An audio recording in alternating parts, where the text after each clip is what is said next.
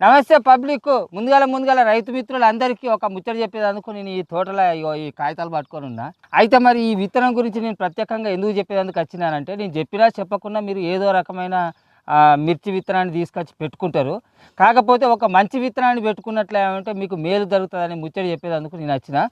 సిగ్నోవా company వారి హనుమాన్ 702 అనే విత్తనం చాలా మంచిగా ఉన్నది. మస్తు దిగుబడి కూడా వస్తుంది. మిగతా కంపెనీల తేజ విత్తనాల కంటే ఈ తేజ విత్తనం చాలా బాగున్నది అని చెప్పేసి నా చుట్టుపక్కల రైతులు చాలా మంది చెప్పడం వల్ల ఈ విత్తనం పెంచినటువంటి తమ్ముని దగ్గరికి వచ్చిన రైతు దగ్గరికి. ఈ తమ్ముడే ఈ హనుమాను 702 సిగ్నోవా కంపెనీ పెట్టిండు. అందుకే తమ్ముడిని కాగితం తీసుకురాపో, మరి నువ్వు వేరే కంపెనీ పెట్టి మరి ఈ కంపెనీ అని చెప్తాను అని అంటే కంపెనీ కాగితాలు కూడా పట్టుకొచ్చింది. తమ్మి, ఇప్పుడు నువ్వు ఎన్నో సంవత్సరాల కానించాలి వ్యవసాయం చేస్తావు చెప్పు? 3 సంవత్సరాల నుండి 3-4 సంవత్సరాల కానించాలి చేస్తాను కదా. సరే, ఇప్పుడు నువ్వు 3 సంవత్సరాల కానించాలి పెట్టినటువంటి తేజ విత్తనం కంటే ఇప్పుడు ఈ సిగ్నోవా కంపెనీ వారి హనుమాన్ 702 విత్తనం పెట్టిన దానికి ఆ పాత విత్తనాలకు తేడా ఏంది చెప్పు?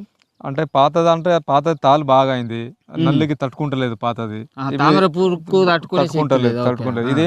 ఇది తామరకు తట్టుకుంటుంది, ప్లస్ తాలకాయ అయితలేదు, క్రాపింగ్ సెట్టింగ్ కూడా బాగా వస్తుంది.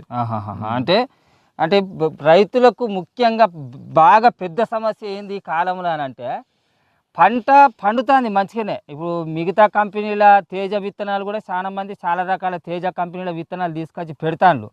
ఆ